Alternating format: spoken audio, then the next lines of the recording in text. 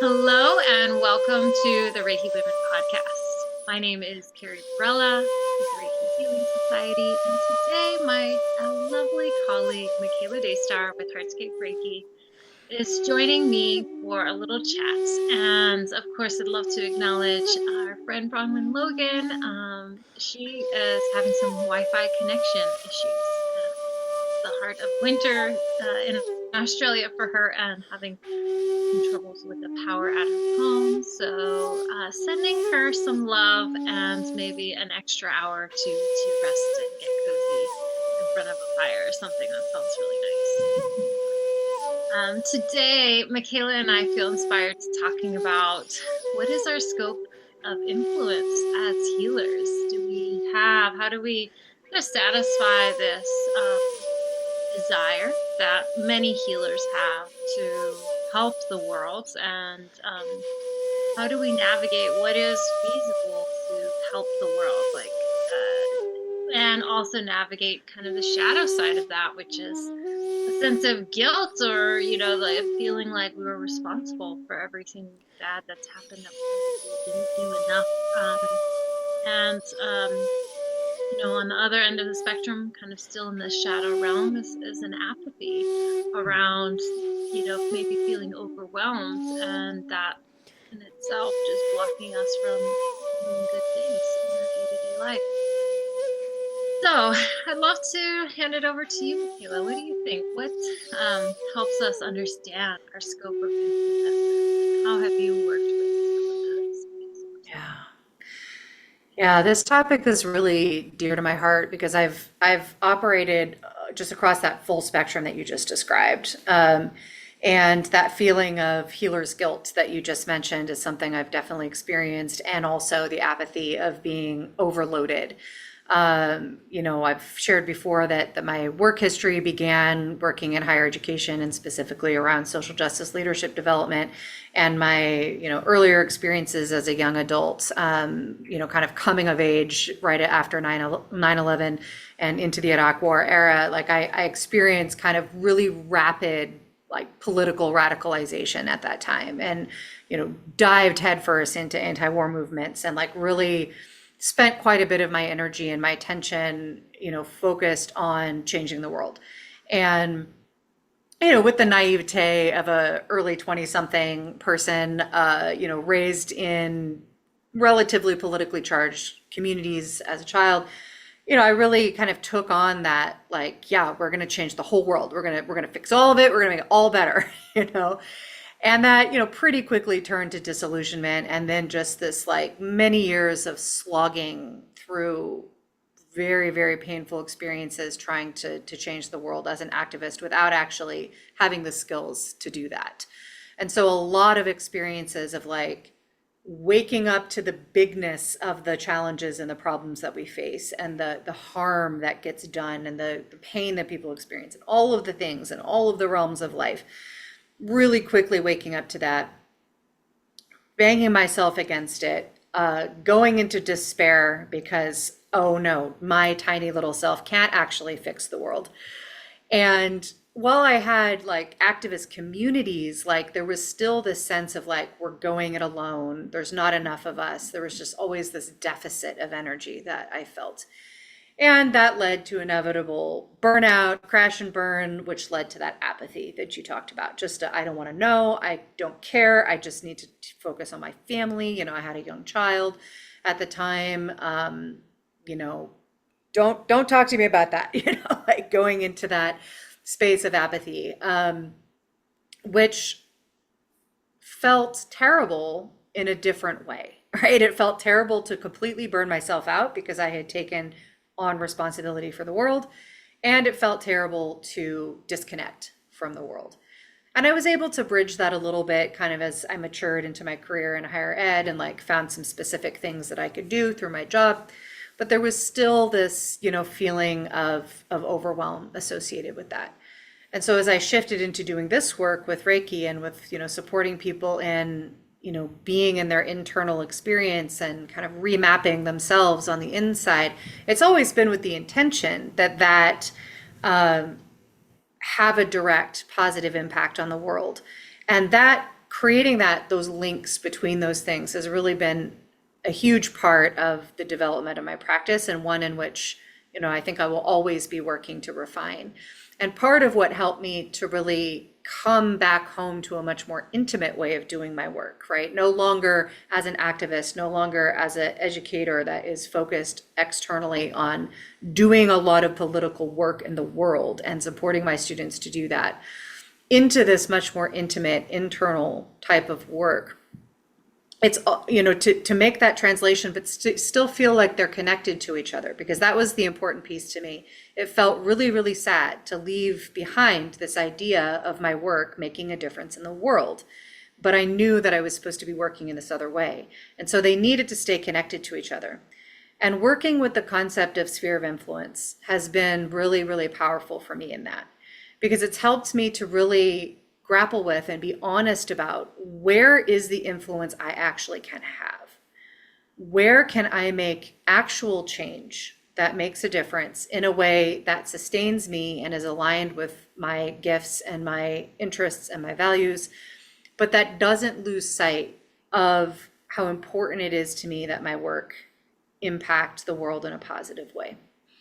And when we look more honestly about what is my actual sphere of influence, there's a lot of factors in what that looks like. For some people whose talents and drive and their call is to do much more public work, much work on a broader spectrum. I have a number of friends from that time in my life who went into politics. I actually know Kamala Harris, our vice president of the US, because she's an Oakland person and we work together. I know a lot of people whose sphere of influence is quite wide, who can touch, through their platforms, through their work, quite a number of people, who can make policy, who can make, structures that touch quite a few people. And for the longest time, I felt that that was the only way to make a difference. If I'm not working on some large political stage, national stage, I'm not making a difference. And one of the things I had to really come home to, and it was very humbling and kind of a hard transition for me, but really felt right when I finally landed, is like my sphere of influence, the way that I'm supposed to work in the world, is actually quite small as far as the number of people that I directly touch in my world.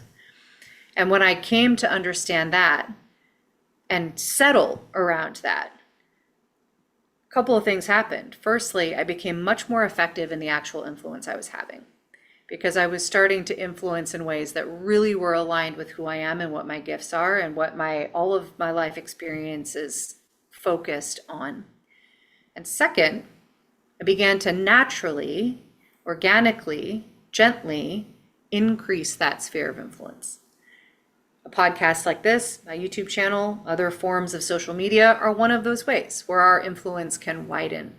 But also, even in my local area, who can I collaborate with? Who can I connect with, because I am being much more of value, because I'm being myself?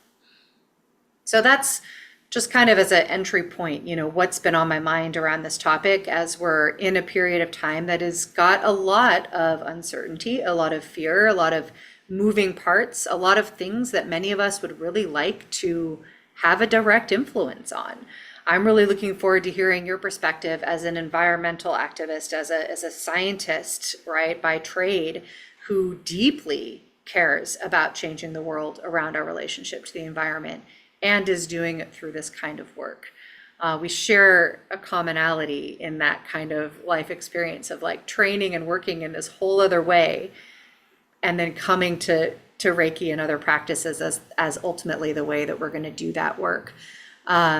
So it's an important question, I think, for all of us to ask, especially when we're feeling afraid, when we're feeling daunted, when we're feeling urgency and pressure to do something about the world. And then maybe we're also feeling that kind of reciprocal like desire to turn away from it and go into apathy, right? How can we stay engaged and present with what our contribution actually is in a way that doesn't totally flame us out is, I think, one of the questions that we're sitting with here.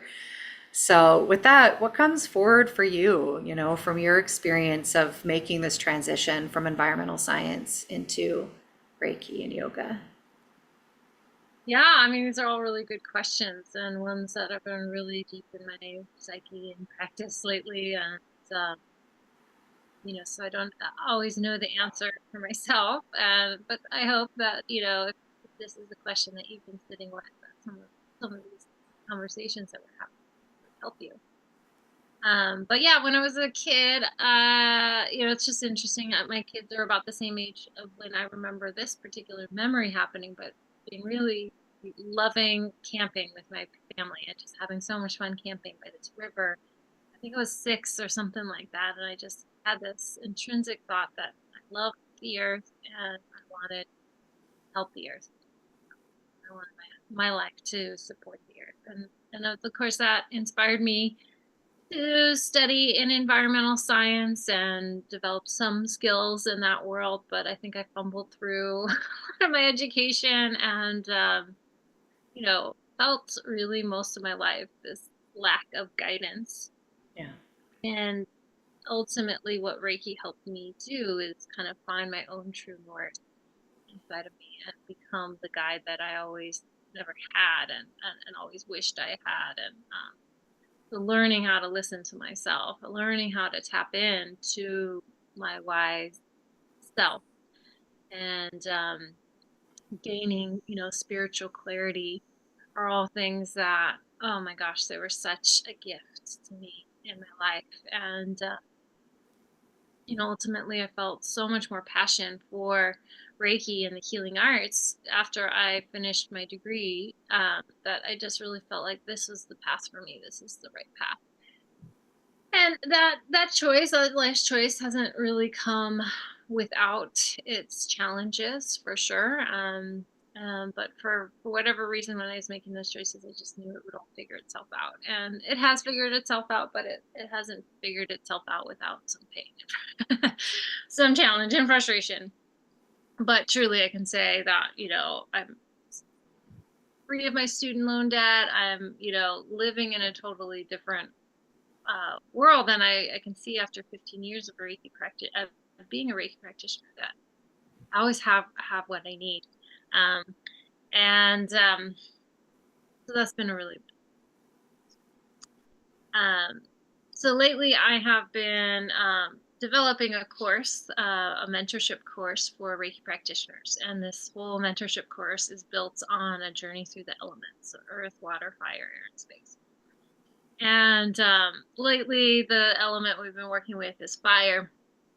And it kind of brings me back to my days working with Holy Fire and Holy Fire Reiki, and just this kind of amazing energy of fire and the transformation that it provides, the light it provides. And so I've been allowing myself to like just, sit in the fire, do all the fiery things, like scare the dragon, like, damn it, let's just burn it all up.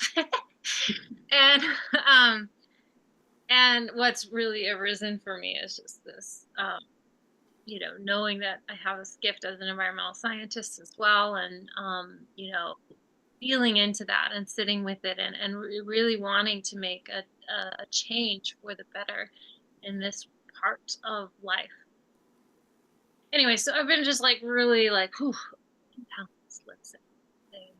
So over the weekend I was camping up in the redwoods, and it was just an incredible weekend with these big gorgeous trees, and I feel so fulfilled by just being in their presence. But I was near a river, and at the river there was this beautiful heart-shaped rock. It was like perfect distance away from the shore that I could sit on that rock. And as I sat on that rock, it brought me back to a connection of all the elements. It's not just fire, it's earth, water, air, and space too, that make up that dynamic balance. And as I did that, I realized like what I'm doing to connect to nature and to hold nature and to connect with nature spiritually, is that enough for me? Can I let that be enough for me? And is that the gentle contribution that only I can make? And I'm still sitting with that question, but when we have the heart to make the world a better place, uh it's a really heavy cross to bear. to hold, right? I mean, Yeah. because the world is so much bigger than you or I, and my place in the world is just one of billions. And so the difference that one life can make, yes, we've seen examples of people living incredible lifetimes, who had this chance to have incredible practices, scope of practice, change the world for the better. Other people are fighting to make their own positive changes. Um, and yet, you know, we can get really lost in the ambition and the ego of that, Mm. Mm. right? And Yeah. coming back that I am only one person. Even if I had a heart for environment, I could, spend my whole life as an environmental science and only make such a humble difference in one way, and I, we always have to sit with, is what I have to contribute enough? And I think it is. It always is. Um, and being more effective about how we contribute. And so this is really one of the things that really inspired me to create the Reiki Healing Society, because I deeply understand the process of building your business. And like, let's say you had like 100 subscribers on your YouTube channel, or 100 subscribers on your social media account. It is hard to get to this place where your posts are being seen by other people. And Accurate. and even to be seen is one thing, but to build this relationship, to actually reach somebody across all of the noise on the social media channel, and actually be able to give to people that heart-centered offering, that peace that only you can provide, that aspect of looking at a specific challenge or problem, um, and giving and helping people find the right solution. And so, that's kind of my vision for the Reiki Healing Society, is to create a bigger platform, a place where, you can promote your services and your amazing content on this platform, so that, you can get out a bigger scope of practice. Because I know I've built some amazing courses and offered some amazing retreats and amazing things. And just getting it in front of the right people is kind of one of the hardest parts of it. And I know that when we can find those connections, like you and I, the connection we have, and Bronwyn, and then coming together and making this podcast has been so joyful. And that has absolutely expanded our ability to reach more people and share more of that special offering we all have in our heart. And share the wisdom we have in our heart, and have people listen, and really want it, and helping people. That's so rewarding. So rewarding. So I'm not sure what I have in terms of answers, but I think when you have that heart to help the world, it's important to sit with that mindfully all the time. Because I think in my own journey, it has led me down to this feeling like I can only do that if I have so many followers, if I have so much, and if it's just about these number driven things. And it can even impact us when we're in our own Reiki sessions, because giving somebody all the answers, sometimes that's not as empowering as we think. Like, what is empowering is giving people tools to help access their own inner knowing. And then they're like, everything shifts when that happens, because um, they found their truth, and they found a methodology to get into that space with their soul's wisdom. And so, in that sense, you know, creating a change, a positive change in the world can be this one to one. So, yeah, really, I agree with you. I think that's really much more empowered place to be in, rather than having it be driven by all these external Yeah. person. Yeah. There's this piece that's kind of that I'm hearing underneath what you're saying, that is like we have to root into what our actual contribution is before we can think about the scope.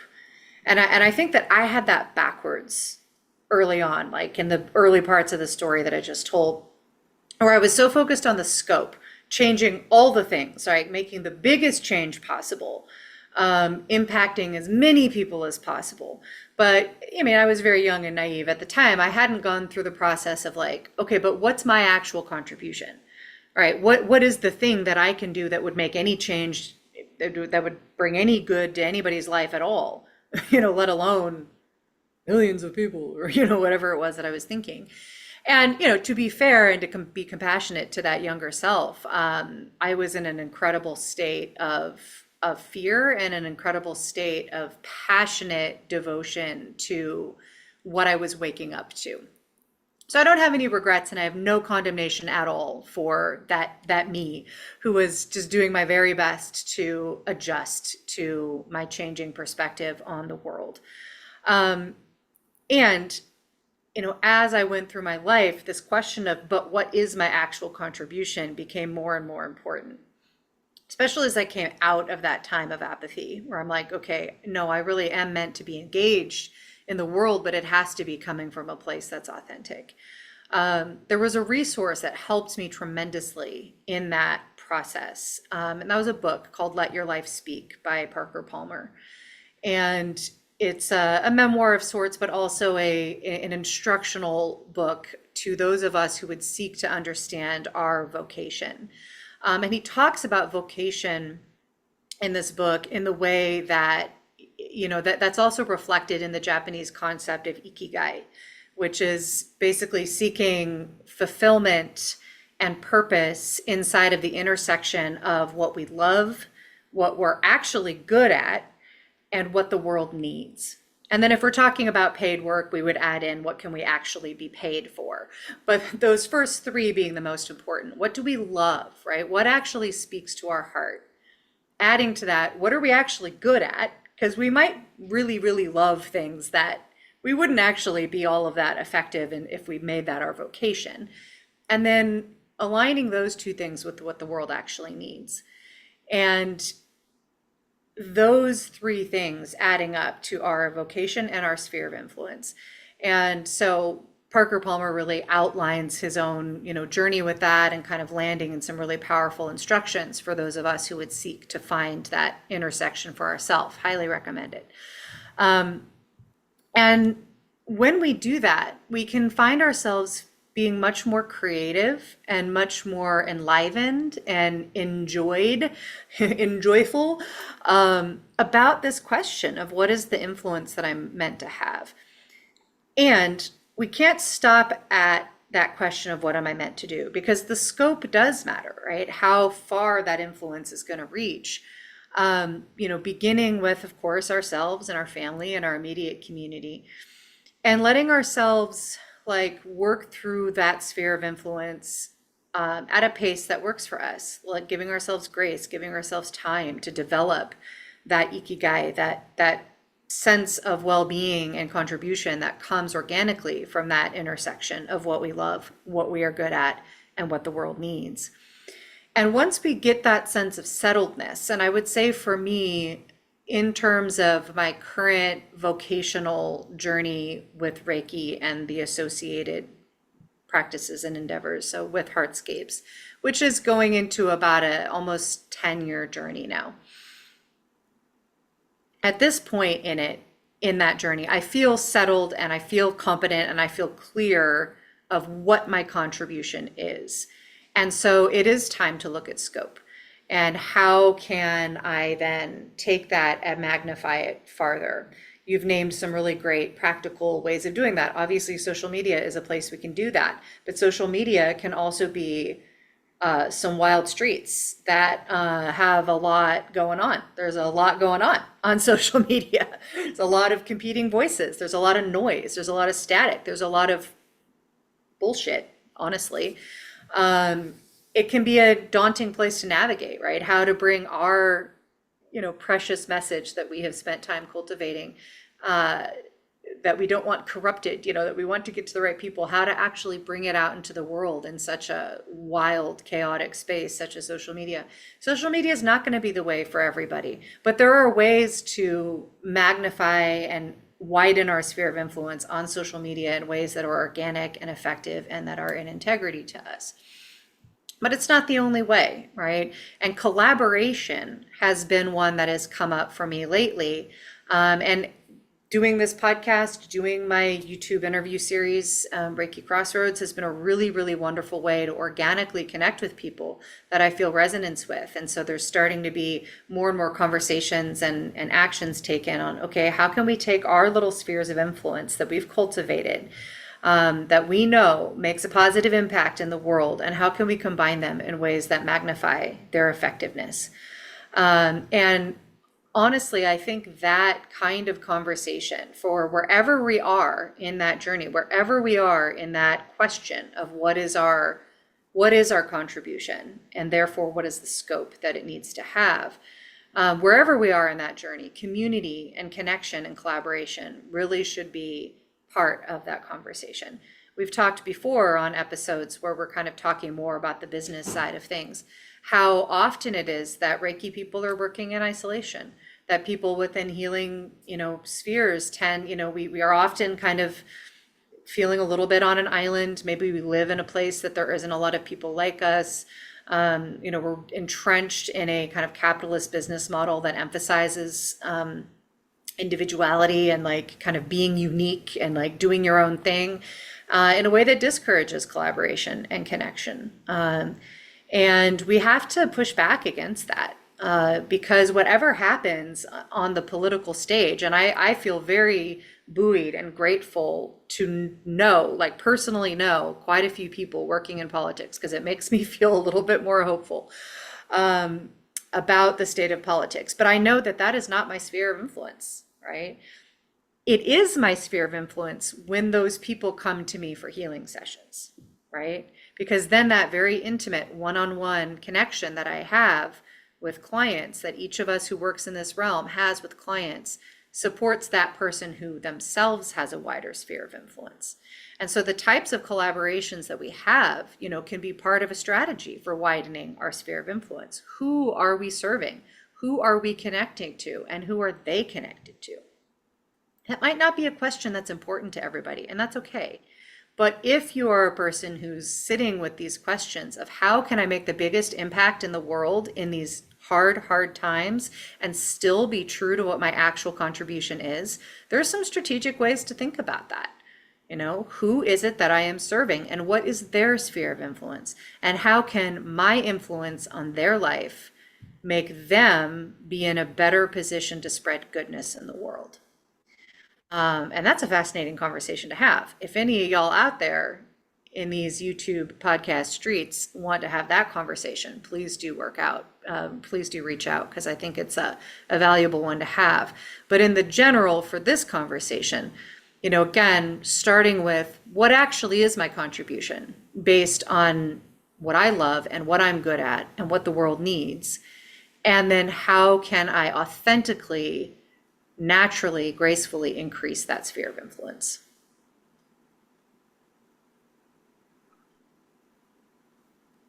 Yeah, I mean, I think it's really sits at the heart of becoming a Reiki practitioner is, first following this, taking this very courageous and brave leap and saying, yes, this is my path, and really taking ownership of that and responsibility for it. Like, I am going to do this, and I'm going to put my, everything into this and see where it takes me. Um, and I think I've shared this before. Well, first of all, thanks for all of those words. I think it is really important, and it might be a journey too. Oh, for I sure. can definitely say that. Like at first, it was just like, how many people could I give Reiki to? I know how to give Reiki. That was my offering. I know how to teach a yoga class. How many people can I teach a yoga class to? This is my offering. And it felt really, really empowered and passionate about those things, right? And I, over the years, gained more skills, more qualifications, certifications, more training to enable me to do those things really well. But there's a time where you have to really start to understand yourself and that special piece that you have. Yeah. Really begin to make a little bit more clarity around that. And so that's what I always encourage Reiki practitioners to do, is to start to feel into what your scope of your practice is. Like, where can you really, really help people? And where might you, by just tangentially, be able to help person, or you're willing to try to help them, um, sometimes I have a lot of people in my practice, my Reiki practice and yoga practice, who have a lot of physical pain and like tension in their body. And so Yeah. I'm really gifted at being able to like work with them physically with yoga, and then energetically, emotionally, and physically, of course, too, with Reiki. Um, but that's taken time to develop and feel a sense of comfort inside of. And I'm really realizing that I think if I'm choosing to be more effective about helping people, it is giving my clients and potential clients a little bit more understanding of what I have to offer, what that unique aspect of my practice that might benefit them. And then, of course, you can kind of build offerings around helping those specific people. It's always been something that's I've really I feel challenged within Reiki, because feel like Reiki is such a good general tool. Like it's such a broad application. Yep. For me, it's always been hard to like kind of niche that down or narrow that down. But I think it helps with this kind of conversation we're having around this feeling like I have to help everybody. Feeling a sense of guilt for not helping enough, not doing enough, when we're really, as Reiki practitioners, here to sitting there to sit with them inside of whatever's happening in their life, right? And be there, witness that, be with that, help shift what we can and what is possible to shift, and recognizing that it's not something we're doing for other people or doing to other people. It's something that we're doing in relationship with them. Yeah. So I will Yeah. pause and let you go into it, because I need to let my husband in for pounding still hearing. So I'll be right back. Okay. We'll just pause.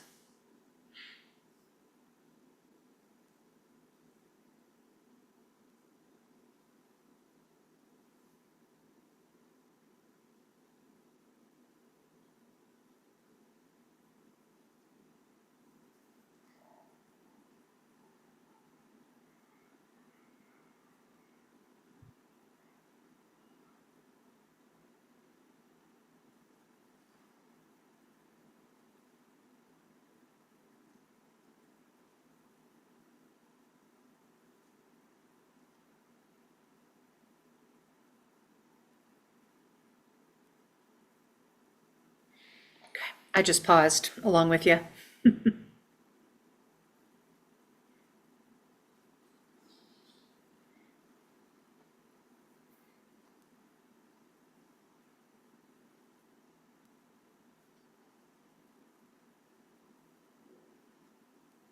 I'll make a note for Bronwyn that we had a little interruption.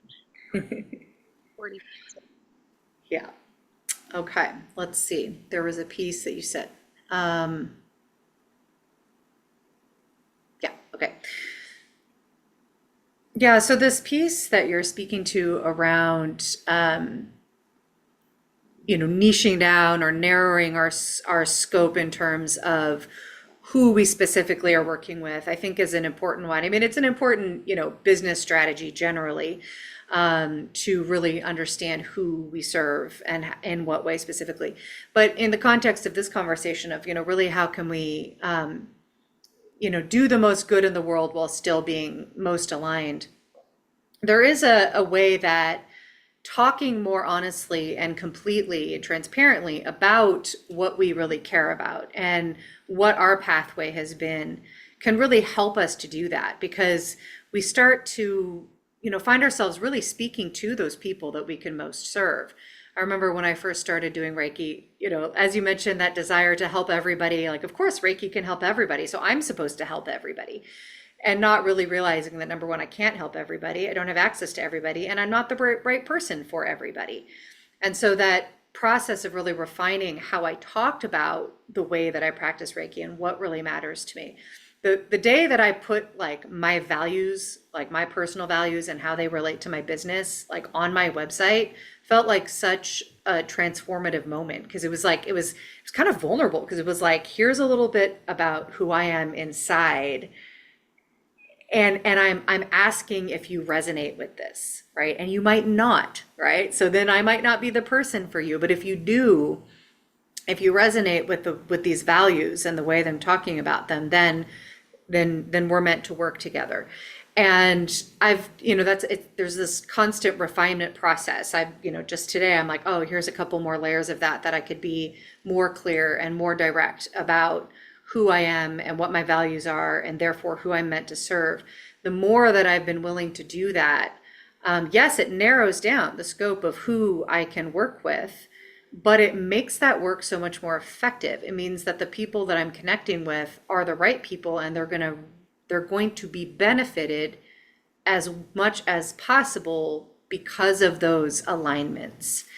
And I just think back, and I'm just like, for anybody who might be in this place, I just think back with so much compassion on how afraid I was to be clear about that publicly, to be transparent around, these are my values. Like, I value social justice, I value inclusion and anti-racism work, and that matters within Reiki. I value the environment, I value working with nature, I value the Japanese origins of Reiki. So I'm not going to work in certain forms of Reiki that people are very accustomed to and are looking for. That's going to cut me off from a whole wide range of people that I might be able to help. And that felt scary, and it felt risky and vulnerable, and it felt like, revealing something about myself that for some reason I was hiding. But the more I've been willing to do that, the more aligned the connection is. And I think paradoxically, the more widespread the positive impact becomes because it's more concentrated and it's more effective. And the people who see that, I mean, I was just in a conversation today with a couple of folks who might be coming into my 9-month Reiki training program. And to hear them reflect back, like, we chose you because we could see our values and our family reflected in how you talked about your work on your website. I was like, oh, thank goodness. like, I have finally arrived at a place where I'm honest enough about who I am that the people who are going to be so delightful to work with because they're like, yeah, sister, let's do this, are coming. And it's, again, thinking back with compassion on myself and any of you who might be in the same place of how scary it felt to do that initially, to say, this is who I am and this is who I want to help. And if that's not you, it's okay, but I'm not for you, right? Like, that's a hard thing to say.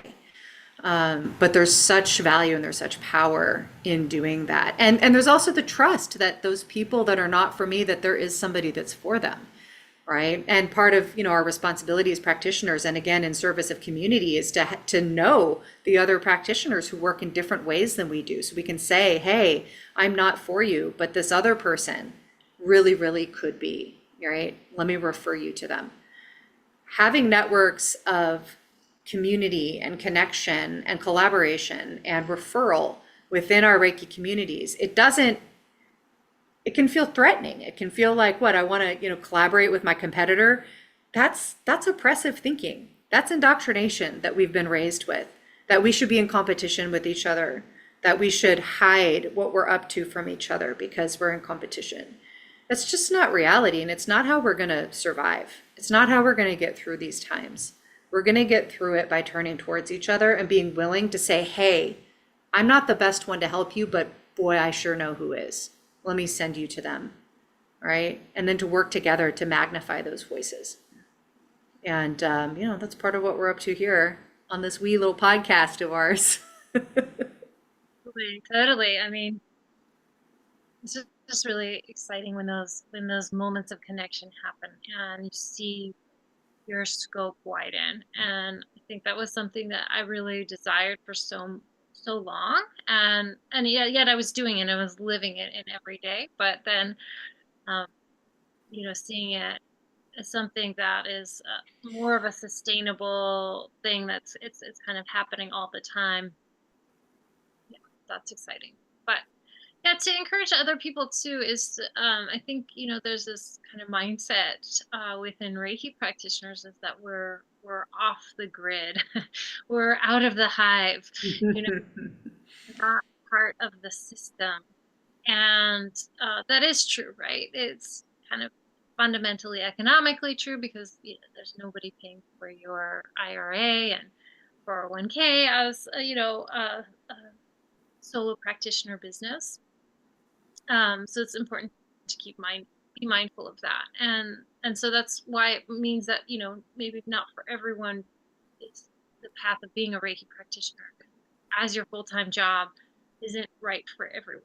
And yet there's still people who have this incredible connection to Reiki, and it's supporting you to live your life and empower your scope of influence. And it doesn't have to be Reiki related.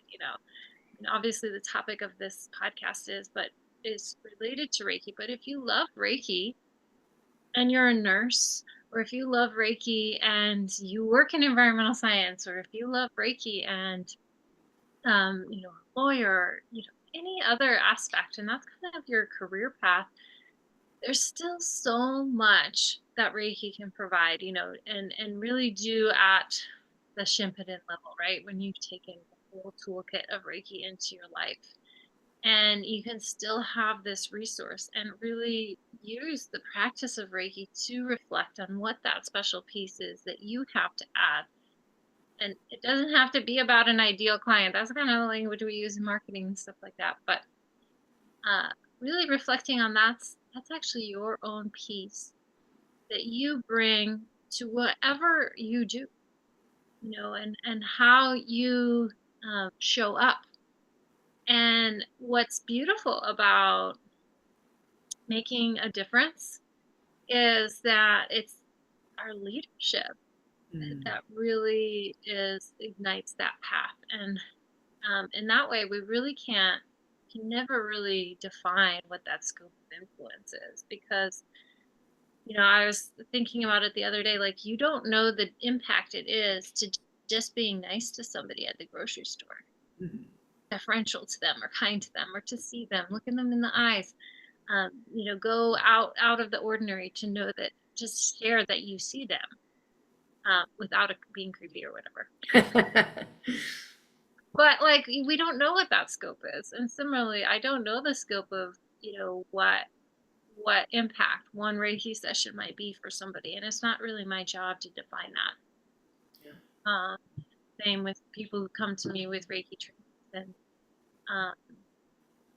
And so there's always that ripple effect, which I think is really beautiful. Yeah. And it's not limited by Reiki. It's limited by, being a good person and living in alignment with your values and showing up in a way that feels most aligned for you. So. Yeah, and as you say, these concepts that we're talking about, they are applicable whether or not we're talking about our actual like job.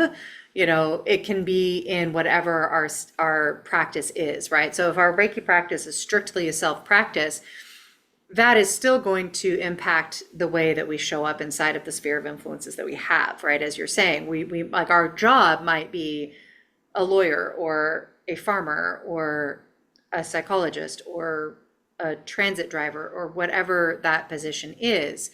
If we are inside of that position in a way that is aligned with who we are, that is mindful of our connections, and of course, if we're bringing our Reiki practice into that work, it's going to increase the value of that work in the world, no matter what the content of that work is. Now, you can apply the principles of the system of Reiki inside of any sort of work, any sort of relationship, any sort of engagement with the world at all, right? And in doing so, make your sphere of influence more effective and more impactful.